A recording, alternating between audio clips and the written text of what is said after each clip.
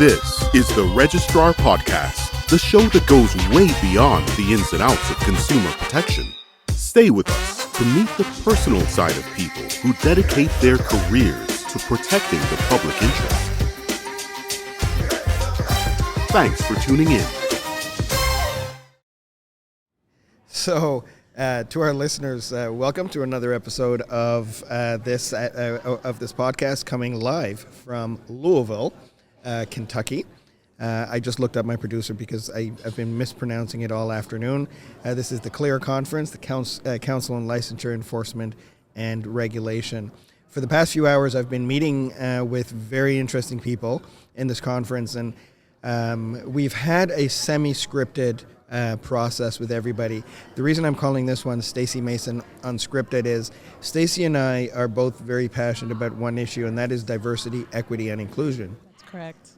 And I thought instead of having a planned script, let's just chat about what does DEI mean to you, what does it mean to the sector, and let's just see where that goes. So the floor, or I should say the mic, is yours. Wow. Well, Daniel, I want to start by saying thank you so much for providing this platform. I think this is a great opportunity for people to share who they are and what they do here at CLEAR. Diversity, equity, and inclusion have so many definitions. It really depends on your perspective. I will say, as a BIPOC woman, which is Black, Indigenous, person of color, there are so many places where diversity is necessary for me to show up. Mm-hmm. And there are very many people who don't feel that, or they've never experienced it. I like to call that they're insulated, so they don't see the need. Mm-hmm. And then I think about inclusion is just that, right? Being included. Mm-hmm. And if you don't see that there's a problem with diversity, it's very difficult to say that inclusion is needed. Mm-hmm. And equity, in my mind, is really about providing people equal opportunity to participate in anything they want to participate in. And again, if you're insulated because you can participate in anything that you want without worrying about how you will be seen or if you will have support, then you don't think there is a problem. But there are very many people in this world who don't have that luxury. Mm-hmm. And so when I think about diversity, equity, and inclusion, I think it is the thing that is necessary for people to be their full selves in any aspect of life that they want, without fear of retribution, without fear of being thought of as less than, without fear of having to identify a certain way or show up a certain way, and also to have respect. It really comes down to being respected as a person, and I think anyone should be able to relate to that, no matter what the nuances are, depending on who you are. You and I, we speak to a lot of audiences about diversity, equity, inclusion, which I'm just going to refer to as DEI. And I find that there are, perhaps I could say it's received in three ways. One, people get it. They are allies, and they're doing what they can to implement and affect change. There are people who are on the fence because they might not have had the same exposure, so that's where you're talking about being insulated.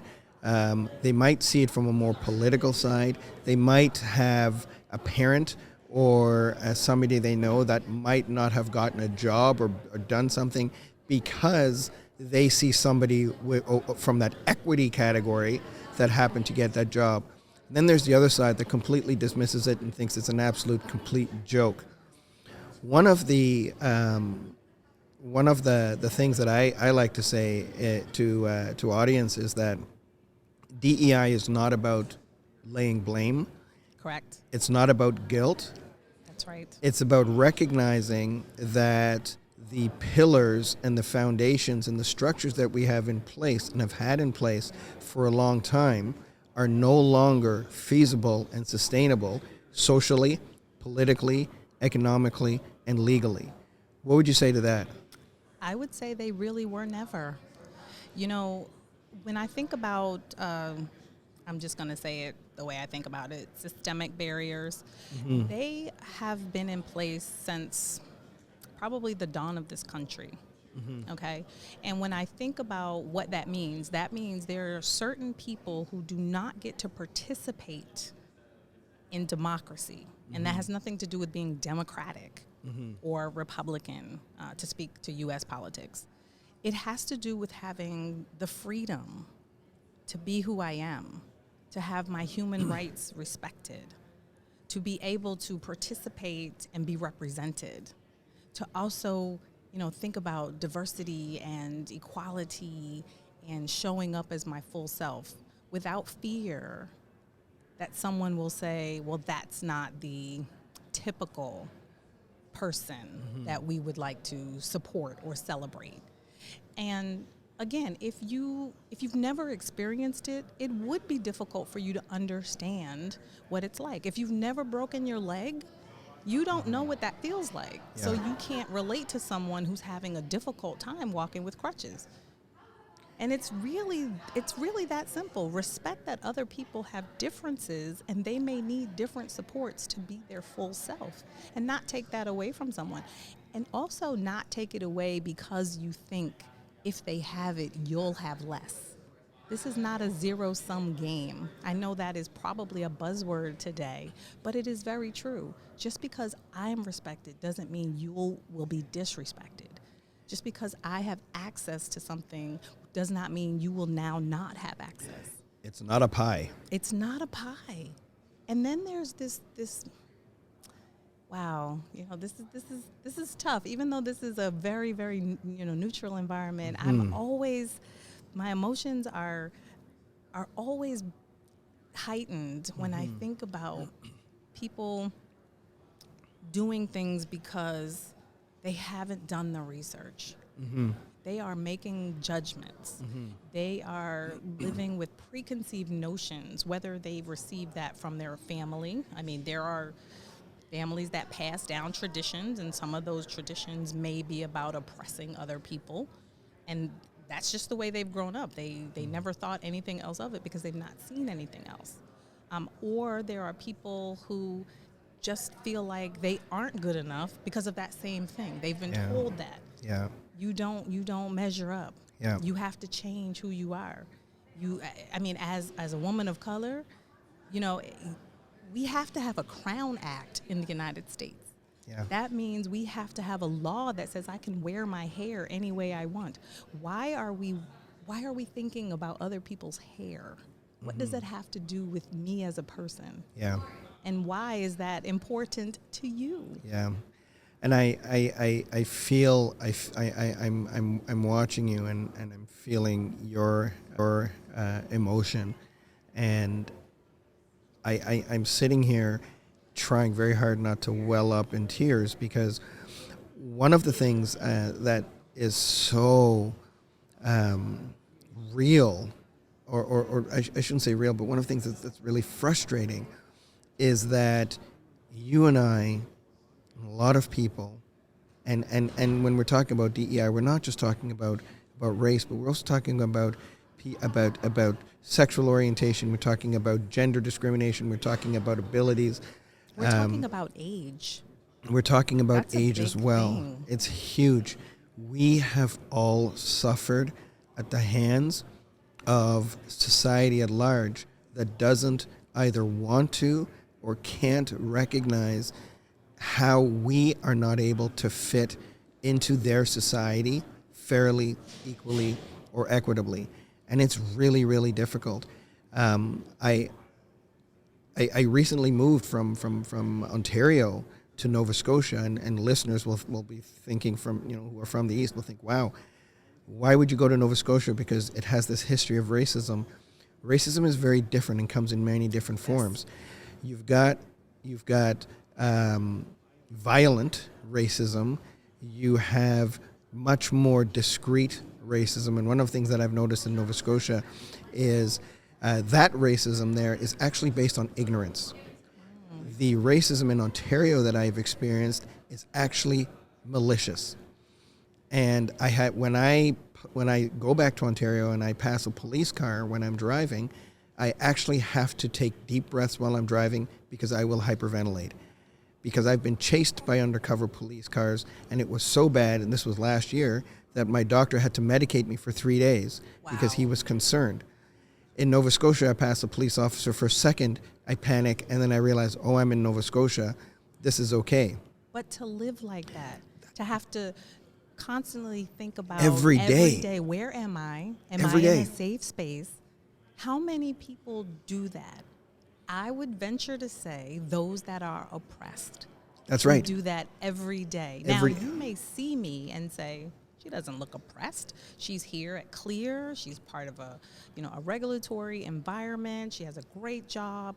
But there are still microaggressions that happen even here. And you're right. Some are out of ignorance. They just don't know. You know, people might say, can I touch your hair? Or they'll say something like, your skin is such a beautiful color.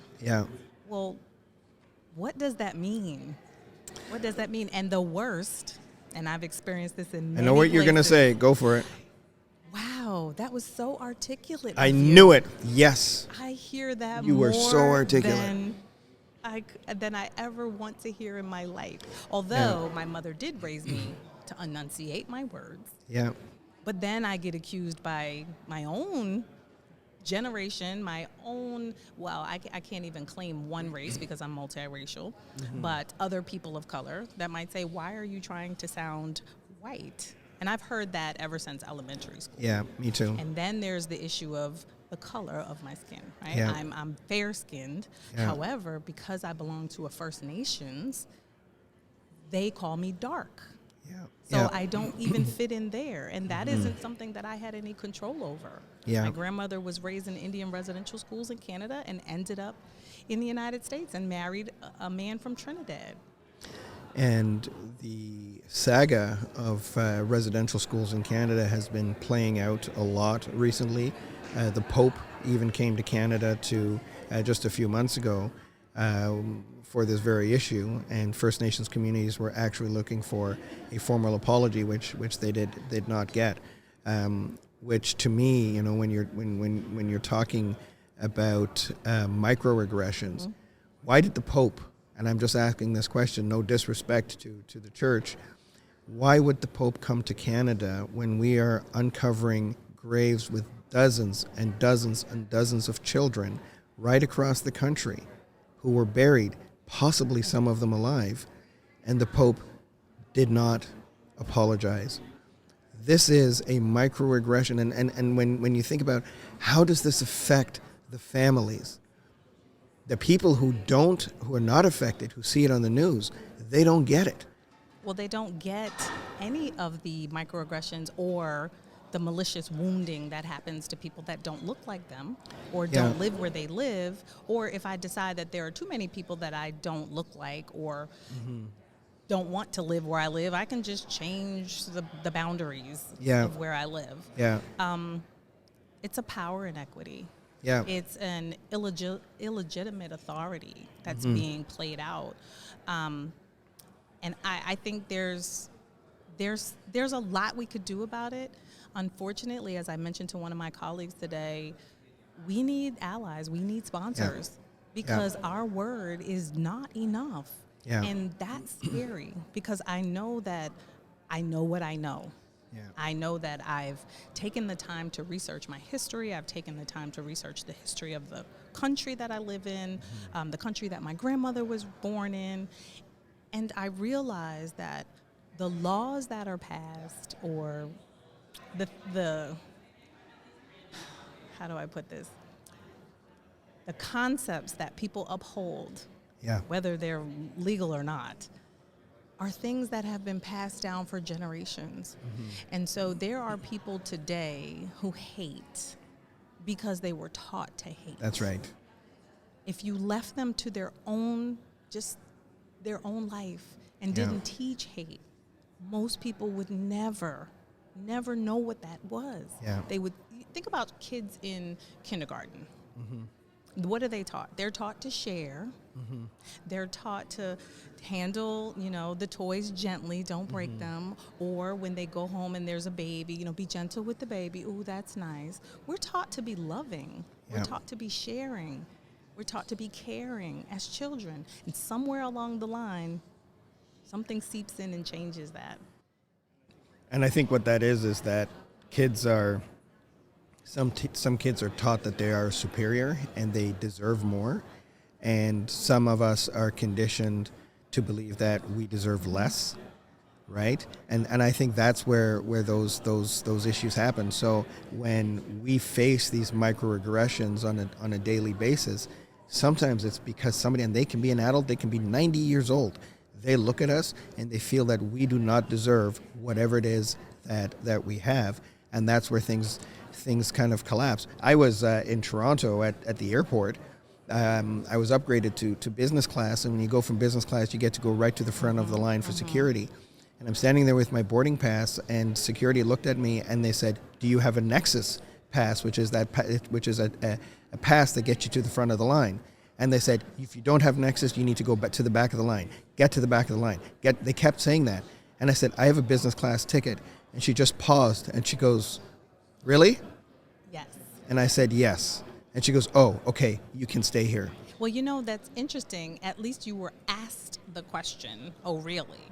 I have been in line, and I typically like to travel first or business because of the leg room. So I have a disability that people don't see, and I don't, it's really not pronounced. But when I'm flying, I need to have room. Okay. Yeah. And that's a preference. Doesn't happen all the time. It really depends. Yeah. But I actually had a woman just walk in front of me as if I was not standing there, because she felt, and she didn't say it to me, of course, so now I'm also projecting that I wasn't supposed to be in that line. And I kindly had to say to her, "Excuse me, I'm waiting, to my turn to get on the plane." And she goes, "Well, this is first class." And I said, "Absolutely. Yeah. Absolutely it is." Yeah. And she didn't say anything. She kind of, grunted and walked away, because I hope she felt embarrassed, and I hope she learned something from it. Yeah. It's funny you mentioned this. It's not funny. It's sad you mentioned this. I came back from Germany in June. I was on a quick vacation, and I flew Eurowings, which is an airline that has direct routes from Frankfurt to Halifax, where I live. And going into business class, there were a number of white passengers in front of me, and the airline was welcoming people, saying "Guten Tag," yes, over here, "Guten Tag," but saying it in German. Then they looked at me, and the irony is that actually German is my mother tongue. They looked at me and they said "hello," and then they looked at my boarding pass and they said "business class." So with the others, they just said "Guten Tag," and they pointed to me. They said "business class." Are you sure? In English, are you sure that this is your ticket? It's these type of things that we deal with on a daily basis. So I want to go full circle with this, because I'm glad we got to talk about this. But we're at a conference where we're talking about protecting the public. Right. One of the things that I tell regulators is that if you work for an organization that has been mandated to protect the public, it is critical that this organization's values and its representation is reflective of the public that you have been mandated to protect, right? What can we do within the industry as regulators to create a more just, more equitable, and more fair, and a fairer marketplace for consumers and patients? Well, I will tell you, the first thing that people must do is recognize that this is an issue. Okay, because if your head is in the sand and you don't think there's an issue, you won't take the time to address it. And then when you do address it, you must be intentional. It has to mean something to you. You have to feel like it's important, and you have to do the work. And will you know everything? No. Yeah. None of us know everything. But we have got to think that it's important enough that we'll put resources behind it, whether that's people, whether that's hiring consultants, whether that is, looking at pay equity for our internal staff, whether it's looking at how we administer our regulations. Mm-hmm. We were just talking about this in another session earlier today about professional judgment and what that looks like. And one of the audience members, we had a poll, and it was a free-form poll, so you could write what you thought professional judgment was. And someone wrote something to the effect of, to make sure that you are representing as a typical professional. And my antenna went up. What's typical? Yeah. What is typical? Well, in this environment of regulation and professional licensing, typical for most professions is a white male. Yeah. But that isn't representative of the people that you serve, whether that's medicine or architecture or, social work maybe might have a little bit more diversity. But for the most part, are we looking at our regulations to ensure that we are enforcing them and administering them with equity? And that is, I don't know why that's so hard for people, but again, if you're insulated from it, you think, well, we wrote it and we thought about it, we researched it, it's right. Yeah. And not seeking the input of other people to give you some perspective of what it really looks like outside of your office. So I would encourage people to learn all that they can from multiple sources. And we talked about this morning in our keynote about misinformation and disinformation and really considering your source. Yeah. So you have to do the hard work. It's not easy. And as I like to term it, it is forever work. Yeah. It is not checking a box. It is not performative. You can't say, okay, we did a DEI class, we're done. Yep. You've got to live it. It's got to be embedded in your strategic plan, which is something that I'm very proud of Clear for taking that step. Not many people have done that. They have a strategic plan and they have a DEI plan. Yeah. But we put it together because it's that important. Yeah. From a hiring side of things, I just want to very quickly talk about that as well. Our listeners are going to notice it's getting a little bit louder, and that's just because the sessions are coming out, and who knows, we might get a little bit of an audience. But I wanted to ask you, I hear all the time from employers, be it in the regulatory sector, the nonprofit, even the private sector, they say, well, we know there's a problem, so we have actually really wanted to hire people who are racialized, but they're not applying. What do you say to that? You know what I say to that? Where are you looking? I hear this whole, there's not anyone in the pipeline. Yeah. Well, where is your pipeline? Yeah. Think about the traditional ways that you market, that you recruit. You might have to tweak that. In fact, you do have to tweak that. Yeah. And you have to make it accessible to people. Not everyone looks in your traditional journal, because that might be where you look for people, but the only people who have access to your journal are people who are already in the profession. So what does that tell you? That tells you it's going to be someone who's already in the profession who's going to refer someone that they know, and typically most people, the people that they gravitate to are people who have something in common with them. Yeah. And there's nothing wrong with that at all. I totally agree with that. You should have friends that you can share things with. But at the same token, if you're looking and saying the problem is the pipeline, I always say, where'd you lay your pipeline? That's right. And I think also, I think one part of that that's really crucial as well is that employers. I just lost my train of thought because of all of the traffic here. But I think it's really crucial that, as you say, employers don't blame diversity, the lack of candidates. So sometimes you can't count. This is what I was going to say. You can't count on the sexy resume. You will not get that Harvard graduate, a Harvard law grad with 25 years experience who has previously made $500,000 a year, who has previously come from a much larger organization, just because you put out a job post. Those candidates are there, but what makes you think that they're going to come to you? I'll take it a step back. Why do you think Harvard Law That's right. Is the best place to get a candidate from. So that's the first thing I was going to mention. The second thing is sometimes you need to look at potential and not the sexy resume. The person who has that sexy resume might have already achieved it, might not want to go to you. There are a lot of people out there who have tremendous potential, but you're not taking them because that one line in that letter where you're going to announce their job does not have that university that you want, that nobody actually cares about at the end of the day. They want to know, your clients want to know, the public that you've been asked to protect. They just want to know that you've got somebody competent and somebody that is going to contribute. But you have to believe that people other than those that attended Harvard Law are competent. Absolutely. But if you don't believe that, then you won't look there anywhere Exactly. else but there. And what's interesting about that concept is that's baked into our society, because every time I'm at a conference or some other event where there are professionals, if I hear Harvard University once, I hear it 1,000 times. Yeah. And I take nothing away from Harvard University, but there are very, very good schools.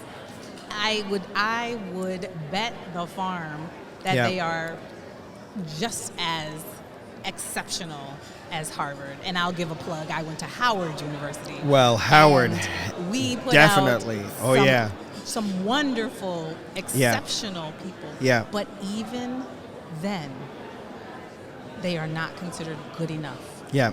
So we, in my organization, my previous organization, what we did was we redacted people's names from their resumes, because again, that could be some discriminatory. If I can't pronounce your name, then maybe I'm assuming you are. And I had a friend who used to tell me, I am Latina, but I don't think in Spanish unless that's the way that's going to help me think faster on my feet. Yeah. But it doesn't mean because I have an accent that makes me any less smart. Yeah. And there's accent discrimination, absolutely. So then we also redacted the school they went to, the year that they went to school, where they live. You'd be surprised how many people still put their address on their resume. Because that is a source of discrimination. Yeah. If you live in a certain part of town, I live in Washington, D.C., we have 4 quadrants. There's discrimination based on which quadrant you live in. And I will tell you, until it becomes a nicer or something that is more acceptable, it could change. What started off as something that was undesirable now is untouchable. Yeah. And it could change in a matter of moments. So we've tried to anonymize a lot of the applicants that applied to us, because we wanted to, it was really a pilot to see who we would still choose. And we still ended up choosing very, very much in a, how do I put it, a traditional way. But it was also because of the writing skill. Now, what I will say is, some people have resources to hire resume writers. Everyone doesn't have that. So how do we look past that? How do we equalize the playing field? Again, equity is about giving people equal opportunity to access, or equal access to opportunity. Without regard to what they look like, where they come from, their socioeconomic status. Those are the things that DEI is trying to address. We are not trying to take any one group down to bring another up. What we are trying to do is level the playing field. That's deep. You and I can continue on this conversation forever. Didn't I say it was forever work? It forever. You know, and I always feel safe, you know, talking to you about this. Thank you. And I think, you know, we should definitely have more conversations. I'm going to plug my company, actually, MDR Strategy Group, because we actually do provide diversity, equity, and inclusion training. And we've also now started, it's a new service that we're not advertising on the website yet, but we do talent acquisition and resume writing support services for people, especially in the regulatory sector, that are looking to move up. And in other nonprofit organizations as well. So, you know, definitely mdrstrategy.ca, reach out to us. We would be happy to help you as a candidate. More importantly, we'd be happy to help regulators understand the importance of protecting the public fairly, equally, and equitably. So, Staci Mason, I have one question for you. No, I'm not one question. I have the very quick firing line that we've been having a lot of fun with. And Neil over here is he chuckles whenever we're doing this. He's probably got the best seat in the house. He does.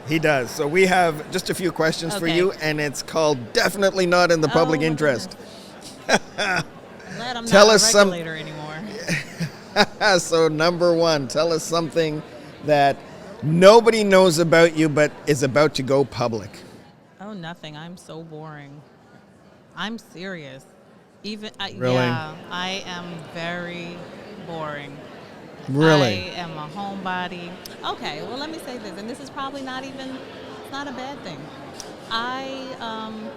Because I doubt that. No, I really am boring. So I'm what you call a professional student. At least that's what my brother says. So I have officially been granted doctoral candidate status. Wonderful. Congratulations. Thank you very much. I am working on my dissertation, and it has to do with DEI Wow. in the workplace, programming, and how it affects Black women in their path to leadership. I don't know how soon that will become public because I've got to finish it. But when it does, I think I will announce it. But that's nothing. That's boring to some people. That's absolutely massive. That is massive.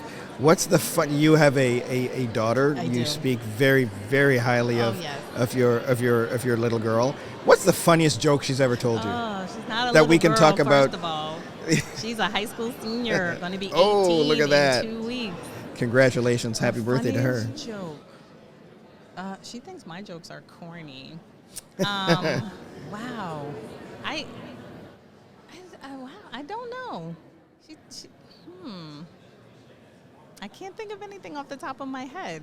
Oh, that's okay. That's okay. Now I'll have to call her up and say, tell me a joke. We can edit it in later. What is the, before your current role, what's the craziest job you've ever had? And don't say you were an associate consultant for MDR Strategy Group, because you were. I was an associate consultant for MDR Strategy Group, and that was way out of here.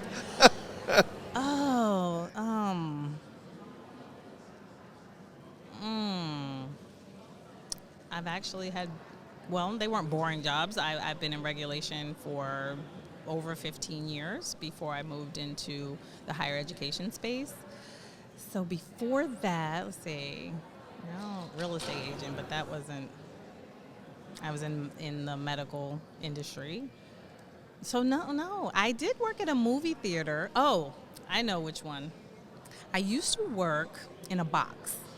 Mm-hmm. I used to work in a box. In a box? In a box in a parking lot. Just a cardboard box. Oh, parking lot box. A box in a parking lot, because I worked for a company called Photomat. Ah. This was in the, well, I'm not going to tell you when it is, but now that I've said the name, everybody will know. 1971. Oh, stop. Wow.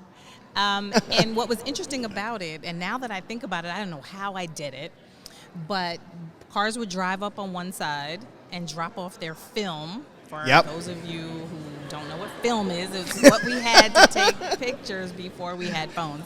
That plasticky thing that was brown. Oh my gosh, and if you let it out and it got messed up, you couldn't get the good pictures. I've lost very many pictures that way. Mm-hmm. And then on the other side of the box was where you picked up. So literally this box was probably 3 feet, maybe 4 feet long, 3 feet wide. It was tiny. It was just enough for one seat. Yeah. That's it. Wow. And a window on either side. So if you drove up on my left, you were picking up. If you drove up on my right, you were dropping off. And how long do you have to wait for it to get... when you're picking up, you're not doing it right there. You come back. No, this was way back when. You waited 2 or 3 weeks before Okay, I was going to say super fast development. No, okay. That didn't come around until, that didn't come around for a very long time. So like yesterday. Probably. Yeah, no, that was an amazing job. Wow. I don't know how, quite frankly, I don't remember how I went to the bathroom. All right, well, that's good to know. The last question I have for you, I know you have some Canadian blood in you. Yes. I know you have some U.S. blood. I am going to ask you a very simple question. I'm going to pit the two countries together. Oh, boy. And you're going to laugh at me when I'm asking this. Drake or LL Cool J? LL Cool J. Oh, yeah. Sorry, Drake. I'm a Canadian, but I'm with Staci on that one. Well, here's the thing. Drake is so young. His music is very different than what I can relate to. Yeah. So I take nothing away from him. I do like some of the beats behind his music. Yeah. But he's just a different generation for me. So, and I love, like a lady, I love Cool J. Isn't that what the LL Ladies is for? love Cool J. I remember putting on those headphones, sitting there, doing my homework. My Sony, remember those Sony headphones, Yes. the little metal ones, but yet the thing sticking Yes. there? Listening to, when I'm alone in my room, sometimes I stare at the wall, and in the back of my mind, I hear my conscience call, telling me I need a girl who's as sweet as a dove for the first time in my life. I know I need love, or something like that. I need love. It's I very know I need interesting love. that That was you amazing. said Sony, because I remember I was trying to ask my daughter about music streaming, because I honestly liked watching, movies on a TV. Yeah. And she said to me, well, you can watch it on your phone. I went, well, why would I do that? I was like, that's like having a Walkman. She said, what's a Walkman? We know men walk. You don't know. I honestly didn't. That's funny. We really think everyone knows what we know. Yeah. And she did not know what a Walkman was. Yeah. I had to show her, and she thought, why would anybody, you're right, why would anybody want to do that? Yeah. When you can just pull it up on your phone. So I happen to like stereo systems rather than my phone. I'd rather watch on a widescreen TV than on my phone. But these kids these days, that's too much. That's too much. So there are some really good shorts that I'm going to plug. Some YouTube shorts and also Instagram, where parents are asking their kids stuff about the 90s, and the answers are so funny. Like, what's a fax machine? And one kid goes, "It's a fact checker." Well, what's more funny to me is the shorts where you have turned into your parents. Because I literally have said, who left the light on in here? And I just remember my parents saying that all the time. I was like, what are they talking about? But now that I pay the bill, I want to know who left the light on. Yeah. Yep, I get that. Staci, it's been a pleasure. Thank you so much for hanging out. This has been really great. It's been fun. Thank you so much. I appreciate you. I appreciate you too. Thank you. Let's do it again sometime. All right. Thank you. Awesome. All Thank right, you. Take care. Take care.